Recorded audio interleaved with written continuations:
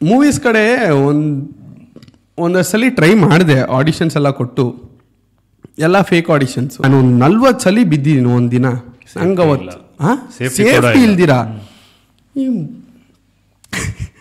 ಈ ಯಾವ ಸೀಮೆ ಹೀರೋ ಇವನಿಗೊಂದು ಆ್ಯಕ್ಟಿಂಗ್ ಬರ್ತಾ ಇಲ್ಲ, ಇವನೆಲ್ಲ ಒಬ್ಬ ಹೀರೋ ಅಂತ ನಿಂತವನೆ. ನಾನು ಆ್ಯಕ್ಟಿಂಗ್ ಕಲ್ತಿರೋ ಒಂದು ಥಿಯೇಟ್ರಿಗೆ ಹೋಗಿ ನಾನು ಇಲ್ಲಿ ಬಿದ್ದು ಒದ್ದಾಡ್ತಾ ಇದ್ದೀನಿ. ಕೋಟ್ ಆಗಲ್ಲ, ಸುಮ್ಮನೆ ಹೋಗ್ಬಿಟ್ಟು ಒದೆ ತಿನ್ಸ್ಕೊಂಡು ಬರೋಂಥ ರೋಲೆಲ್ಲ ಏನಕ್ಕೂ ಯೂಸ್ ಆಗಲ್ಲ. ಅದು ಸುಮ್ಮನೆ ನಾನು ಇಂಜ್ಯೂರ್ ಮಾಡ್ಕೊಂಬರ್ಬೇಕು. ಅದು ಅಲ್ಲದೆ ದಿನಕ್ಕೆ ಒಂದು ಫೈಟರ್ಗೆ ಫೈಟರ್ ಕಾರ್ಡ್ ಇಲ್ಲ ಅಂದರೆ ನೀನು ಎಷ್ಟೇ ಭಯಂಕರ ಸ್ಟಂಟ್ಸ್ ಮಾಡಿದ್ರು ಪೇಮೆಂಟ್ ಕೊಡೋದೇ ಅವ್ರು ₹500.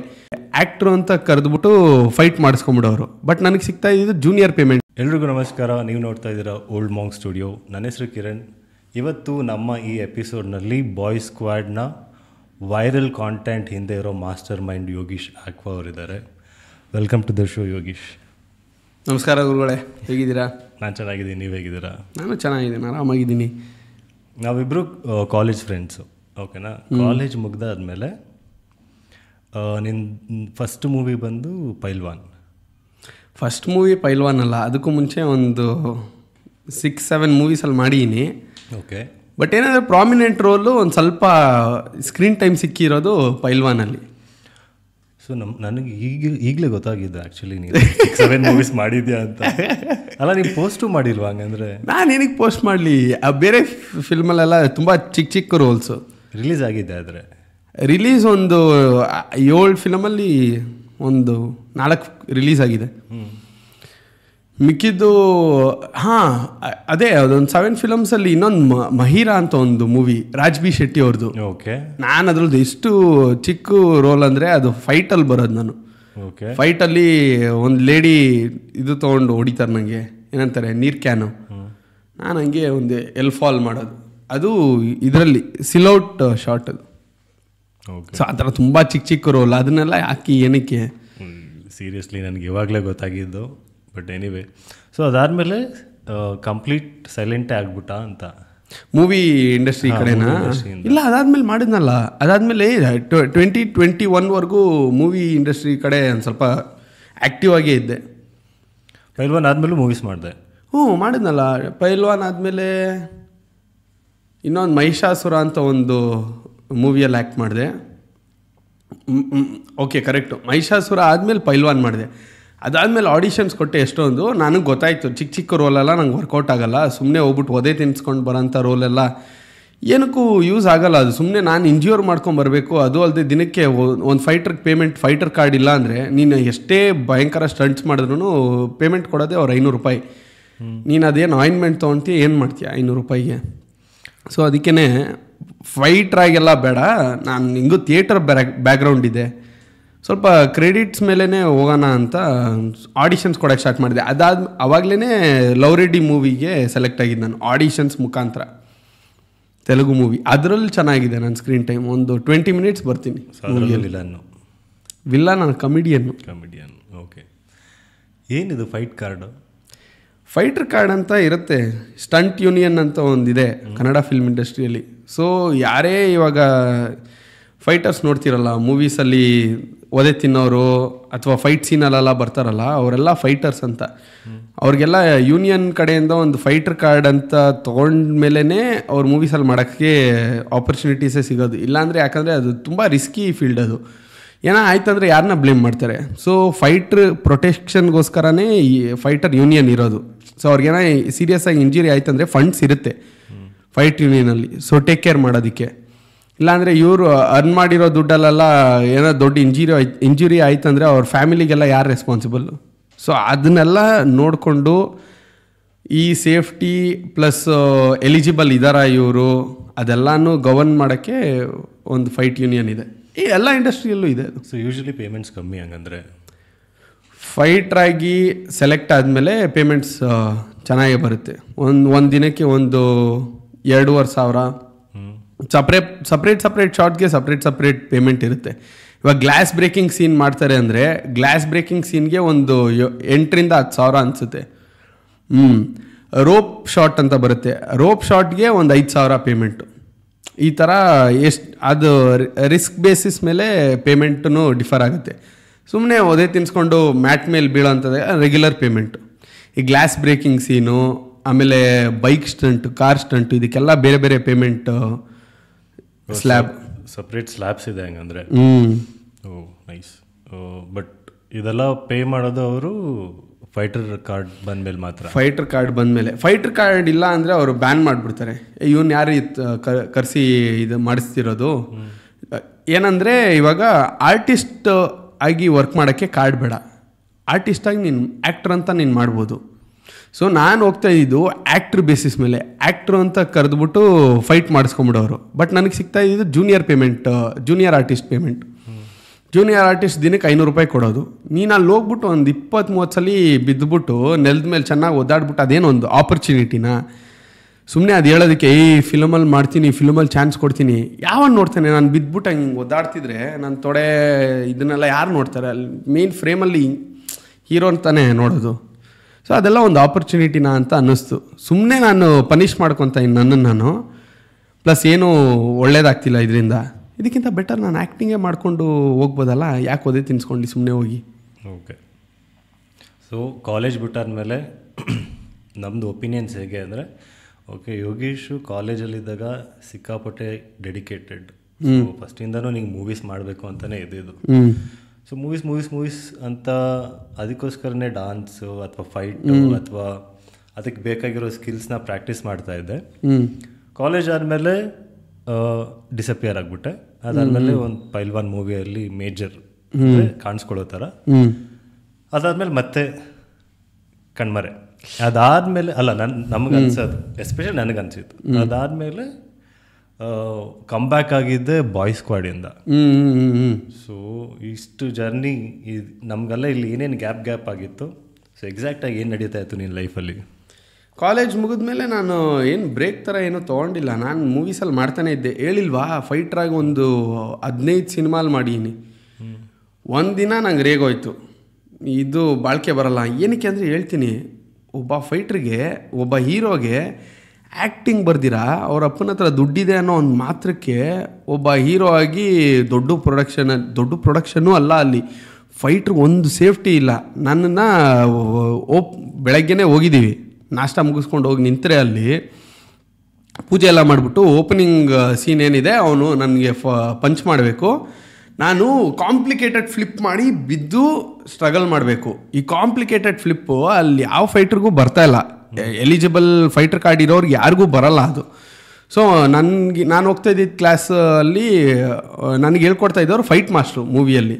ಸೊ ಅವ್ರು ನನ್ನ ಕರ್ಕೊಂಡು ಹೋಗ್ಬಿಟ್ಟು ಒಳ್ಳೆ ರೋಲ್ ಕೊಡ್ತೀನಿ ಅಂದ್ಬಿಟ್ಟು ನಿಲ್ಲಿಸ್ಬಿಟ್ಟು ಅವ್ನಿಗೊಂದು ರಿಯಾಕ್ಷನ್ ಕೊಡೋಕ್ಕೆ ಬರ್ತಾಯಿಲ್ಲ. ಹಿಂಗೆ ಪಂಚ್ ಮಾಡಿಬಿಟ್ಟು ಏನೋ ಒಂದು ಆ್ಯಂಗ್ರಿ ಎಕ್ಸ್ಪ್ರೆಷನ್ ಕೊಡಬೇಕು. ಅವ್ನು ಪಂಚ್ ಮಾಡ್ತಾವನೆ, ನಾನು ಎಗ್ರಿ ನೆಲದ ಮೇಲೆ ಬೀಳ್ತಾಯಿನಿ. ಬೆಡ್ ಹಾಕ್ಸೋಕ್ಕೂ ಅವ್ರ ಹತ್ರ ಬಜೆಟ್ ಇಲ್ಲ. ನೆಲದ ಮೇಲೆ ಬಿದ್ದು ನಾನು ಹೆಂಗೋ ಸೇಫಾಗಿ ಬೀಳಕ್ಕೆ ನಂಗೆ ಗೊತ್ತಿದೆ ಅಂತ, ಓಕೆ ಒಂದು 3 ಶಾಟ್ ಅಂತ ಹೇಳಿದ್ರು, 3 ಟೇಕ್ ಅಷ್ಟೇ ಮ್ಯಾಕ್ಸಿಮಮ್ ಅಂತ. ಹಿಂಗೆ ಬೀಳ್ತೀನಿ, ಹಿಂಗೆ ಒದ್ದಾಡ್ತಾ ಇದ್ದೀನಿ, ಕಟ್ ಹೀರೋ ಏನಿದು ಎಕ್ಸ್ಪ್ರೆಷನ್ನೇ ಬರ್ತಾಯಿಲ್ಲ, ಒಂದು ಕೋಪದ ಎಕ್ಸ್ಪ್ರೆಷನ್ ಬರಲಿ ಅಂತ.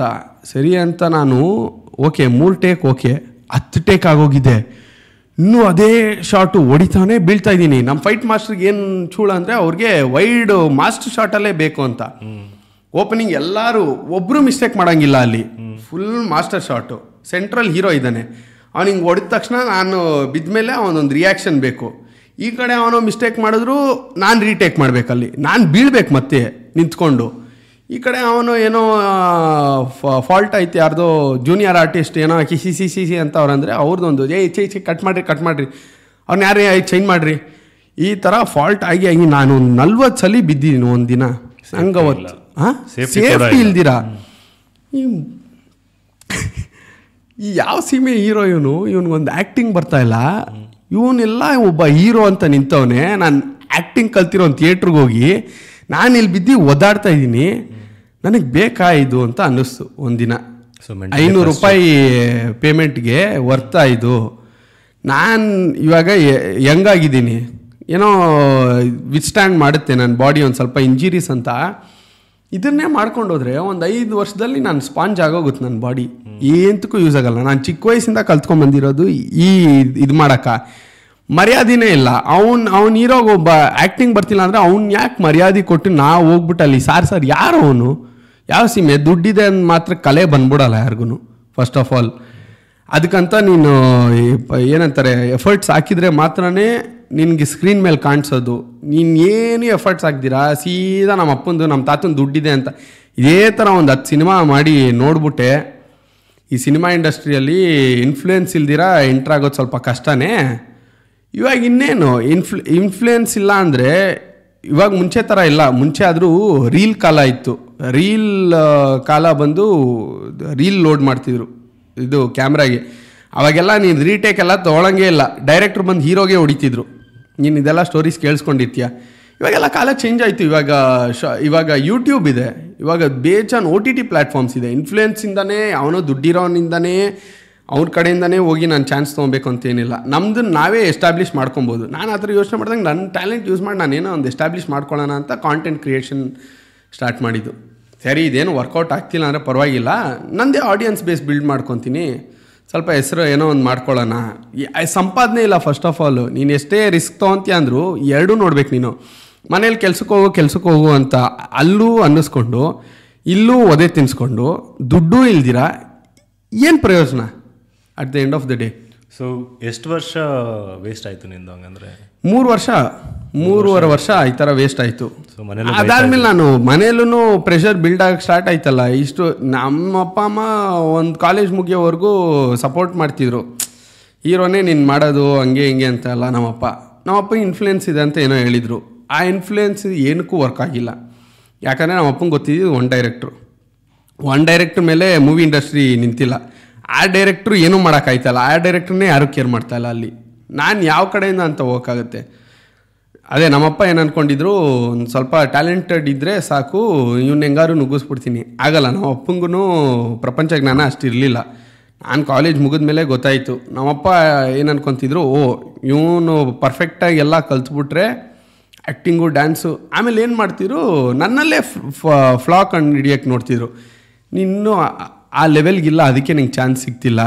ಇಲ್ಲ, ಆ ಲೆವೆಲ್ಗೆ ನಾನು ಟ್ರೈನ್ ಆಗಬೇಕಂದ್ರೆ ನಾನು ಆ ಥರ ಕ್ಲಾಸಸ್ಗೆ ಹೋಗಿ ಟ್ರೈನಿಂಗ್ ತೊಗೊಬೇಕು. ನಾನಿಲ್ಲ ₹500 ಕ್ಲಾಸಸ್ಗೆ ಹೋಗ್ಬಿಟ್ಟು ನಾನು ಇಂಟರ್ನ್ಯಾಷನಲ್ ಲೆವೆಲ್ಗೆ ಕಲ್ತ್ಬಿಡೋಕ್ಕಾಗಲ್ಲ. ನನಗಿದ್ದಿದ್ದ ಫೆಸಿಲಿಟೀಸ್ಗೆ ನಾನು ಎಷ್ಟಾಗುತ್ತೋ ಅಷ್ಟು ಯುಟಿಲೈಸ್ ಮಾಡಿಕೊಂಡು ಎಷ್ಟಾಗುತ್ತೋ ಅಷ್ಟು ಬೆಟರ್ ಆಗಿದ್ದೆ. ಆ್ಯಕ್ಚುಲಿ ನಾನು ಆ್ಯಕ್ಟಿಂಗ್ ಎಲ್ಲ ಫ್ರೀ ಆಫ್ ಕಾಸ್ಟ್ ಕಲ್ತಿದ್ದು.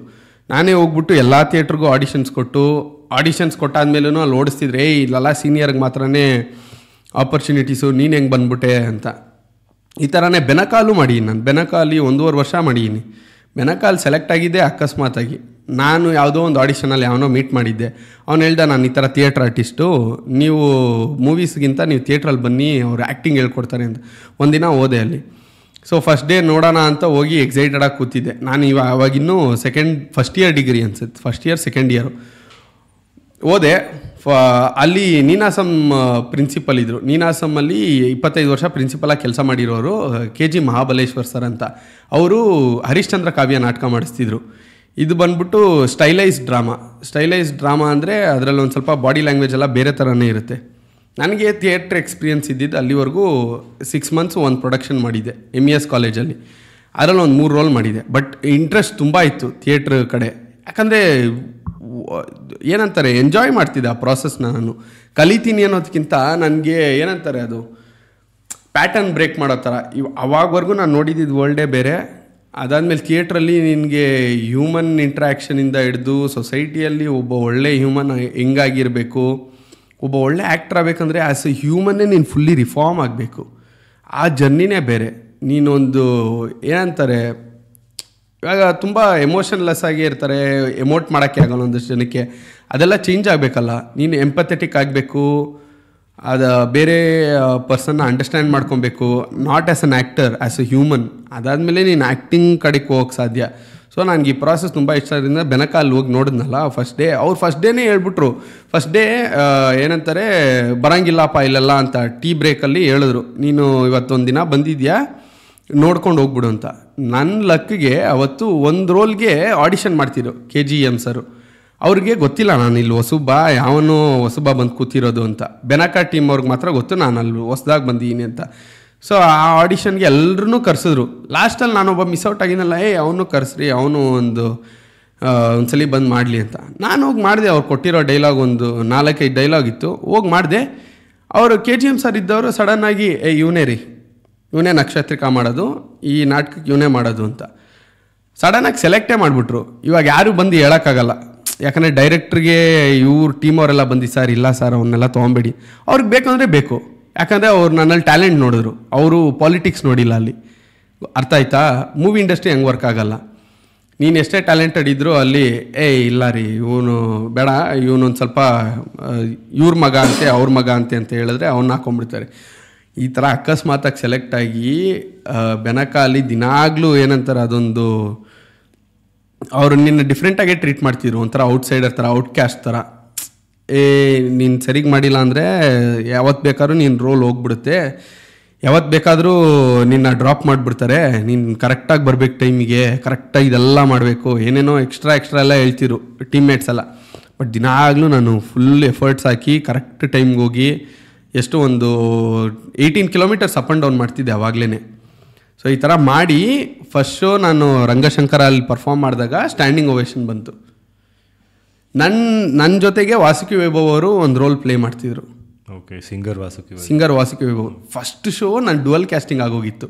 ಹೆಂಗೂ ಈ ಥರ ಎಲ್ಲ ಹೇಳಿ ಸರ್ಗೆ ಹೇಳಿ, ಸರ್ ಇವನು ಮಾಡ್ತಾನೆ ಅಂತ ಮಾಂಟಿ ಅಂತ ಇನ್ನೊಬ್ಬ ಇದ್ದ, ಅವನ್ನ ನನ್ನ ಡ್ಯುವಲ್ ಕ್ಯಾಸ್ಟಿಂಗು. ಸೊ ಒಂದು ಶೋ ನಾನು ಮಾಡಿದ್ರೆ ಒಂದು ಶೋ ಅವ್ನು ಮಾಡಬೇಕಿತ್ತು ಆ role. So first show teammates ಎಲ್ಲ ಡಿಸೈಡ್ ಮಾಡಿಬಿಟ್ಟು ಇಲ್ಲ ನೀನು ಇಲ್ಲ ಮಾಂಟಿ ಫಸ್ಟ್ ಶೋ ಮಾಡ್ತಾನೆ ಅಂತ ಹೇಳ್ಬಿಟ್ಟಿದ್ರು. ವಾಸುಕಿ ವೈಭವ್ ಕೇಳಿಸ್ಕೊಂಬಿಟ್ಟು ನ್ಯೂಸ್ನ, ಯಾರು ಡಿಸೈಡ್ ಮಾಡಿದ್ದು, ಯಾರು ಕೇಳಿ ಡಿಸೈಡ್ ಮಾಡಿದ್ರು ಅಂತ. ಅವರು ಫುಲ್ಲು ರಂಗಶಂಕರ ಡೈರೆಕ್ಟ್ರನ್ನ ಹುಡ್ಕೊಂಡು ಒಂದು ರೌಂಡ್ ಹೋಗಿ ಡೈರೆಕ್ಟ್ರಿಗೆ ಹೇಳ್ಬಿಟ್ಟು, ಮಾಂಟಿ ಮಾಡಲ್ಲ ಸರ್, ಮಾಂಟಿ ಯಾಕೆ ಸರ್ ಮಾಡಬೇಕು, ಫಸ್ಟ್ ಶೋ ಇವ್ನು ಮಾಡ್ತಾನೆ ಅಂತ ನನ್ನ ತೋರಿಸ್ಬಿಟ್ಟು ನನ್ನನ್ನು ಮಾಡಿಸಿದ್ರು ವಾಸುಕಿ ವೈಭವ್ ಅವರು ಫಸ್ಟ್ ಶೋ. ಸೊ ಇವಾಗ ನಿಂಗೆ ಸೆಲೆಕ್ಟ್ ಹೋಗಿ ಸುಮ್ಮನೆ ಕೂತಿದೆ, ಬಟ್ ಇಲ್ಲಿ ಬಂದು ಆಡಿಷನ್ ಕೊಡು ಅಂದಾಗ ಹೇಗೆ ಅನ್ನಿಸ್ತು ನಿಂಗೆ? ನಾನು ಅಂದ್ಕೊಂಡೆ ಓಕೆ ನಾನು ಕೊಡ್ತೀನಿ, ಒಂದು ಟ್ರೈ ಮಾಡೋಣ ಸುಮ್ಮನೆ. ಆ ಎಮೋಷನ್ಸ್ ನೋಡಿದ್ದೆ ಯಾವ ಥರ ಇದೆ ಆ ಡೈಲಾಗಲ್ಲಿ, ಏನು ಎಮೋಷನ್ಸ್ ಇದೆ ಅದನ್ನು ಮಾತ್ರ ಎಮೋಟ್ ಮಾಡಿದೆ. ಲೇಯರ್ಸ್ ಎಲ್ಲ ನಂಗೆ ಗೊತ್ತಿರಲಿಲ್ಲ, ಆ ಕ್ಯಾರೆಕ್ಟ್ರದ್ದು ಏನು ಲೇಯರ್ಸು ಕತೆ ಏನೂ ಗೊತ್ತಿಲ್ಲ. ಜಸ್ಟ್ ಆ ಲೈನ್ಸ್ಗಿದ್ದಿದ್ದು ಎಮೋಷನ್ಸ್ ಮಾತ್ರ ನಾನು ಎಮೋಟ್ ಮಾಡಿದೆ. ಸೊ ಆ ಬೇಸಿಸ್ ಮೇಲೆ ಸೆಲೆಕ್ಟ್ ಮಾಡಿದ್ರು. ಸೊ ಫುಲ್ ಕಾನ್ಫಿಡೆನ್ಸ್ ಇತ್ತು ಅವಾಗ?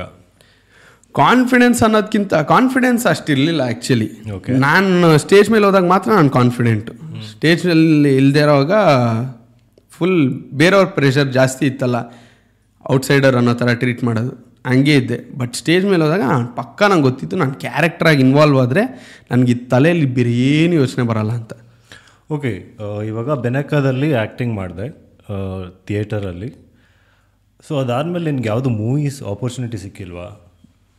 ಮೂವೀಸ್ ಕಡೆ ಒಂದಷ್ಟು ಸಲ ಟ್ರೈ ಮಾಡಿದೆ, ಆಡಿಷನ್ಸ್ ಎಲ್ಲ ಕೊಟ್ಟು, ಎಲ್ಲ ಫೇಕ್ ಆಡಿಷನ್ಸು.